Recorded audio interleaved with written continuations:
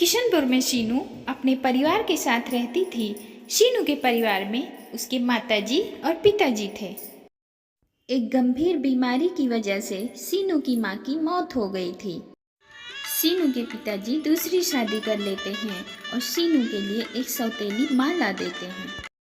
शीनू के पिताजी एक स्कूल में अध्यापक थे। आज उनको तनख्वाह मिली थी। वह तनख्वाह लेकर घर आते हैं। पुष्पा, अरे ओ पुष्पा, ये लो, आज मुझे तनख्वाह मिली है। इसे संभाल कर रख दो। हमें कल सीनू के स्कूल की फीस देनी है। सीनू के स्कूल की फीस देनी है? मैं तुमसे कहती हूँ, उसको इतना पढ़ाने की जरूरत क्या है? घर में रहे, घर का काम काज करे। ये कैसी बातें कर रही हो तुम? वो बच्ची है और बच्ची को स्कूल जाना बहुत जरूरी है। अगर वो पढ़ेगी नहीं, लिखेगी नहीं, तो आने वाले समय का कैसे सामना करेगी? पुष्पा पैसे लेकर वहाँ से चली जाती है और अगले दिन अपनी माँ के साथ बाजार जाती है और वहाँ ढेर सारी शॉपिंग करती है। अरे माँ, ये देखो, ये हार मेरे ऊपर कैसा लग रहा है? अरे बेटी, बहुत अच्छा लग रहा है। ठीक है भैया, ये हार पैक कर दीजिए।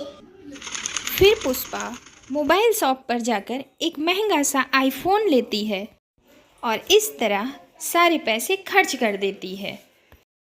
फिर अगले दिन जब सीनू की फीस जमा करनी थी तो उसके पिताजी पैसे मांगते हैं। पुष्पा, अरे ओ पुष्पा, जो कल पैसे दिए थे ले आओ। जल्दी जाके फीस जमा कर देते हैं, वरना स्कूल जाने में मुझे भी लेट हो जाएगा। पैसे? कैसे पैसे? मेरे पास कोई पैसे वैसे नहीं हैं। अरे, ये तुम क्या कह रही हो? कल ही तो दिया है तुमको 2 लाख रुपए। आय हाय हाय, कल ही तो दिया है, तो क्या मेरा कोई खर्चा नहीं है? मैंने जाके शॉपिंग कर ली। इस तरह सीनू की सौतेली माँ सीनू के फीस के सारे पैसे शॉपिंग में खर्च कर देती है। सीनू एक दिन पूजा घर में बैठकर अपने पिताजी से कुछ बात कर रही थी। सीनू दुर्गे माँ की बहुत भक्त थी। बेटी, आज से तुम दुर्गा मैया में ही अपनी माँ के दर्शन करना। जन्म देने वाली माँ से कहीं अधिक ये माँ अपने बच्चों से प्यार करती हैं। वो हर बच्चे को अपनी दया का दान देती है। जो सच्चे मन से इसे अपनी माँ समझता है, बेटी तू कुछ कहे या ना कहे, इनको सब मालूम है। ये तेरे दुखों को जानती है, तेरे संकटों का अनुभव है इसे। इसलिए सच्चे मन से इसकी भक्ति करना, इस पर विश्वास करना, कभी इससे मुंह ना मोड़ना। पिताजी, अब दुर्गा मैया ही मेरी माँ है। मैं जीवन भर इनकी भक्ति करती रहूंगी, इनकी पूजा करती रहूंगी। लेकिन बापू, छोटी माँ हर वक्त मुझे मारती क्यों रहती है? मुझे सताती क्यों रहती है? सीनू अपने पिताजी से ये सब बातें कर ही रही थी कि उसकी छोटी माँ वहाँ आ जाती है। कल मुही शिकायत कर रही थी मेरी। चल चल, मैं अभी तेरी खबर लेती हूँ। सीनू की सौतेली माँ उसको पीटने लगती हैं। पुष्पा, पुष्पा, पुष्पा, जरा तो शर्म करो। कुछ तो रहम करो इस बिन माँ की बच्ची पर। जब देखो तब डांटती मारती रहती हो। तुम्हें जो कुछ कहना है मुझसे कहो, मैं इसे समझा दूंगा। अरे तुम क्या समझाओगे इसे, जो खुद नहीं समझते कि घर का खर्च कैसे चलता है? तुम्हारी मास्टरी की कमाई से तो हमारी रसोई का खर्च तक नहीं निकलता। अरे अरे, कभी तो 2 शब्द प्यार के निकाल लिया करो। जब देखो सुबह शाम जहर उगलती रहती हो। मैं जहर उगलती हूँ? क्या मैं नागिन हूँ? अगर ऐसा ही था तो दूसरी बार शादी करके क्यों ले आए थे मुझे?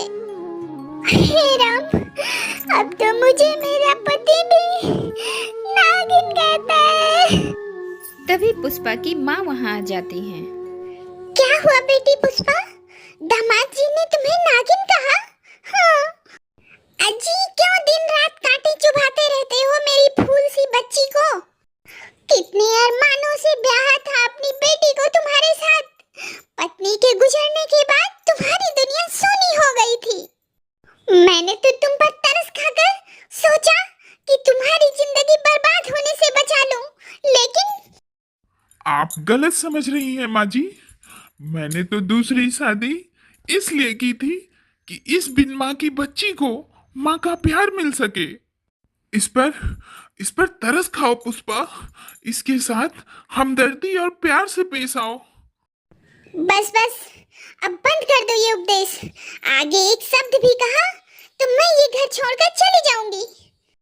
इतना कहकर पुष्पा अपनी माँ के साथ अपने कमरे में चली जाती है और इधर डरी सहमी सी वो नन्ही सी बच्ची सीनू अपने पिताजी से फूट फूट कर रोने लगती है। अरे नहीं नहीं, रोते नहीं मेरी बच्ची, चुप हो जाओ। अरे हाँ, कल तो तेरे इम्तिहान का रिजल्ट आने वाला है ना, और मुझे पूरा विश्वास है कि तू अव्वल दर्जे पर आएगी। हाँ, अब हंसते हंसते बापू। इसी तरह रात गुजर जाती है। फिर अगले दिन सुबह सीनू का रिजल्ट आता है और वह दौड़ी दौड़ी अपने पिताजी के पास आती है। पिताजी, पिताजी, ये देखिए मैं अव्वल नंबर में पास हुई हूँ। अरे वाह आपने कल कहा था ना मैं अव्वल नंबर में पास होंगी। अरे शाबाश मेरी बेटी, शाबाश। जीती रहो जीती रहो। भगवान ऐसे ही तुमको तरक्की की सीढ़ियों पर चढ़ाता रहे। अरे सुनती हो पुष्पा, देखो हमारी बिटिया ने अव्वल दर्जे में पास होकर मेडल हासिल किया है। सीनू के पिताजी मारे खुशी के पुष्पा को यह खुशखबरी सुनाते हैं, तभी वह झल्ला कर वहां आ जाती है। अरे रे, मेडल हासिल किया है तो मैं क्या करूं? तुम ही इसको गले में लटकाए घूमो और गांव वालों को दिखाओ। लेकिन मैं एक बात कह देती हूँ कि अब सीनू आगे नहीं पढ़ेगी। जितनी पढ़ाई करनी थी वो कर चुकी है। अब वो घर पर रहकर घर का सारा काम करेगी।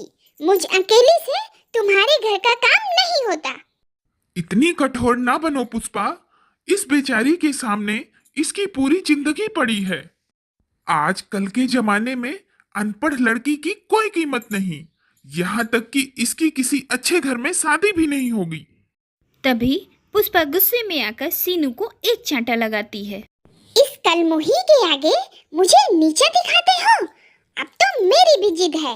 अगर आपको मुझे इस घर में रखना है तो सीनू नहीं पढ़ेगी, मतलब नहीं पढ़ेगी। क्या सीनू की पढ़ाई जारी रहेगी या उसकी नई माँ उसकी पढ़ाई बंद करवा देंगी? जानने के लिए देखिए हमारी अगली वीडियो। फिर मिलते हैं आप लोगों से एक नई वीडियो के साथ। तब तक के लिए बाय बाय। सुंदरवन जंगल में सीनू नाम की एक चिड़िया अपने पति अब्दुल कबूतर के साथ रहती थी। अब्दुल कबूतर एक गरीब किसान था। वह अपने खेतों में सब्जियां उगाया करता था और उन सब्जियों को ले जाकर बाजार में बेचा करता था और उससे जो पैसे मिलते उससे अपने घर का खर्च चलाया करता था। सब्जी ले लो सब्जी, ताजी ताजी हरी हरी सब्जी, सब्जी ले लो सब्जी। अब्दुल कबूतर की आवाज़ सुनते ही सभी पक्षियों की भीड़ लग जाती थी, क्योंकि अब्दुल कबूतर की सब्जियां ताजी और सस्ते दामों में होती थी। जंगल के सारे पक्षी अब्दुल कबूतर से ही सब्जियां खरीदा करते थे। चंद मिनटों में अब्दुल कबूतर की सारी सब्जियां बिक जाती हैं और वह ठेला लेकर घर आ जाता है। ये लीजिए बेगम साहिबा, आज की कमाई और थोड़ी सब्जियां भी बच गई हैं। आज रात में यही खाने में बना दीजिए। ठीक है जी, मैं यही बना देती हूँ। तब तक आप हाथ पैर धो लीजिए। कुछ दिनों बाद सीनू चिड़िया ने अपने घोंसले में एक प्यारा सा अंडा दिया और कुछ ही दिनों बाद उस अंडे से एक प्यारी सी बच्ची निकली, जिसे देखकर अब्दुल कबूतर और सीनू चिड़िया की खुशी का ठिकाना नहीं रहा। उन्होंने उसका नाम टूनी रखा। ऐसे ही समय गुजरता रहा। वे दोनों अपनी बेटी टूनी के साथ बहुत खुश थे। तभी एक रात अचानक बहुत तेज बारिश और तूफान आ जाता है। इस तेज तूफान से अब्दुल कबूतर बहुत घबरा जाता है और वह अपनी पत्नी सीनू चिड़िया से बोलता है। अरे बेगम साहिबा, बारिश तो रुकने का नाम नहीं ले रही है। हमें एक बार खेतों को जाकर देख लेना चाहिए। अगर खेत खराब हो गए तो हमें बहुत बड़ा नुकसान हो सकता है। पर सीनू के अब्बू, बारिश तो बहुत तेज हो रही है और रात का समय है। हम थोड़ा और इंतजार करते हैं, शायद बारिश थोड़ा कम हो जाए। सीनू चिड़िया की बात अब्दुल कबूतर मान लेता है और बारिश रुकने का इंतजार करने लगता है। इंतजार करते करते कई घंटे बीत जाते हैं, पर बारिश रुकना तो दूर और जोर से होने लगती है। तेज बारिश को देखकर अब्दुल कबूतर के सब्र का बांध टूट जाता है। अरे सीनू, मैं इतनी देर से इंतजार कर रहा हूँ। बारिश है कि रुकने का नाम ही नहीं ले रही है। अब हम खेतों पर जा रहे हैं। इतना कहकर अब्दुल कबूतर अपने खेतों की तरफ चला जाता है। अब्दुल कबूतर खेत पर पहुंचता है तो वह देखता है कि खेत में अब बारिश का पानी भर रहा है, जिसकी वजह से अब सब्जियां खराब होने का डर था। या अल्लाह, ये क्या हुआ? खेत में तो पानी भर गया। अगर मैंने जल्दी से जल्दी खेत से पानी निकलने का इंतजाम नहीं किया तो ये सारी सब्जियां खराब हो जाएंगी। अब्दुल कबूतर जल्दी से खेत से पानी निकलने का रास्ता बना देता है। तभी अचानक से आसमान में एक जोरदार बिजली कड़कती है, जो जाकर सीधा अब्दुल कबूतर के ऊपर गिर जाती है। बिजली के इस जोरदार झटके से अब्दुल कबूतर की वहीं मौत हो जाती है। इधर सीनू चिड़िया अब्दुल कबूतर के वापस आने का इंतजार कर रही थी। जब वह वापस नहीं आता तो सीनू चिड़िया को चिंता होने लगती है। बहुत तेज बारिश हो रही है और ये टूनी के अब्बू कहाँ रह गए? अभी तक घर वापस नहीं आए।